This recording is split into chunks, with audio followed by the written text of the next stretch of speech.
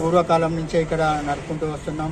ఈ యొక్క ఆలయం యొక్క విశిష్టత చరిత్ర ఏంటంటే మనకు ముఖ్యంగా ప్రతి ఒక్క కులాన్ని ఈ యొక్క అంటే మన హిందూ భావజాలంతో దీన్ని ముడివేసుకున్నటువంటి జాతర ఈ యొక్క జాతర. దీని లోపల విటపల్లి వాళ్ళు మున్నూరు కాపులు వచ్చి తాళ్ళు కడతారు, మన కంచర్ వాళ్ళు వచ్చి కంచర్ పని చేస్తారు, వడ్రంగులు వచ్చి పని చేస్తారు, రథాన్ని రిపేర్ కానీ, మంగళ వాళ్ళు వచ్చి మంగళ పని చేస్తారు, దర్జీలు వచ్చి ప్రభలు కుడతారు. మనకు మన ఏదైతే కంచాలు కానీ బంగారు వస్తువులు కానీ ఏదైతే అక్కడ ఉన్నటువంటి ప్రతి కులానికి శాఖలోళ్ళు కానీ మంగళ దీటీలు పట్టుకుంటారు. ఇక్కడ మేము గత అనేక ఇక్కడ ఉన్నటువంటి శాతాద వైష్ణవులు మా యొక్క గుడికి పూజారుగా 3 వంశస్థులు ఉన్నాయి.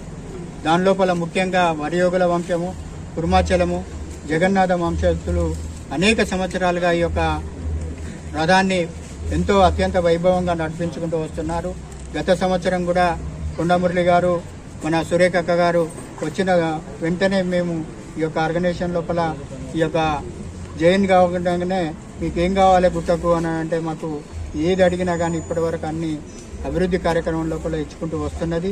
ఈ క్రమం లోపలనే ఈ సంవత్సరం కూడా అత్యంత వైభవంగా రథోత్సవాన్ని శ్రీరాముల వారి కళ్యాణం 6వ తేదీన అవుతుంది. ఎదుర్కొల్లోత్సవం గరిమిళ్ళ వారి వీధిలో అవుతుంది 5వ తేదీ నాడు రేపు సాయంత్రము. ఎల్లుండి శ్రీరాముల వారి కళ్యాణం గుట్ట మీద జరుగుతుంది. దీని తర్వాత 7వ రోజు మనకు పౌర్ణమి రోజు బండ్లు తిరుగుతాయి ఏది గుట్ట చుట్టూ. మన 7వ రోజు అని అంటే 11వ తేదీ అవుతుంది. 12వ తేదీ రోజున మనకు రథయాత్ర 5 రోజుల పాటు ఈ యొక్క నగర పురవీధుల గుండా తిరుగుతుంది. కాబట్టి ఈ యొక్క రథయాత్ర లోపల మాకు ఇక్కడున్నటువంటి ఈ పుర జనులందరూ కూడా మాకు సహకరించి గత అనేక సంవత్సరాలుగా కూడా చేసుకుంటూ వస్తున్నారు. మీ శ్రీ స్వామివారి యొక్క బ్రహ్మోత్సవాలు మొదలయ్యి 26వ తారీఖు నెల వరకు పరిసమాప్తం కాబోతున్నాయి. ఇందులో ప్రధానంగా 5వ తారీఖు నాడు స్వామివారి ఎదుర్కోలోత్సవం, 6వ తారీఖు నాడు స్వామివారి యొక్క కళ్యాణ మహోత్సవం గుట్ట మీద ఏర్పాటు చేయడం జరిగింది.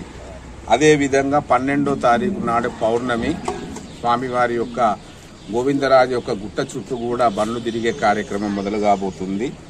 13వ తారీఖు నాడు ఉదయము పౌర్ణమి గడియల శేషంతో స్వామివారి యొక్క రథోత్సవాన్ని వైపు వేంచేయడం జరుగుతుంది.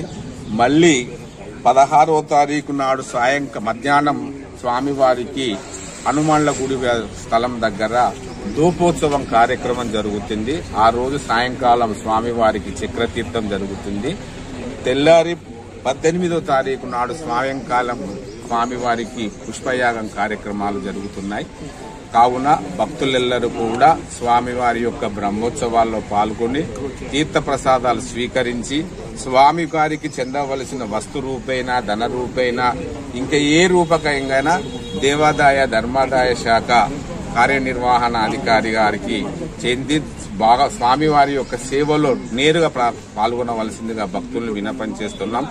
అదేవిధంగా ఈ సంవత్సరం బ్రహ్మోత్సవాల్లో ముఖ్యంగా కొండా దంపతులు గారిని వారి యొక్క విన్నపం మేరకు గోపాల నవీన్ రాజు గారి యొక్క పర్యవేక్షణలో స్థానిక పెద్దలందరి సమక్షంలో స్వామివారి యొక్క బ్రహ్మోత్సవాలు ఎలాంటి ఆకంఠం జరగకుండా అందరం బాగుండే కార్యక్రమం బాగా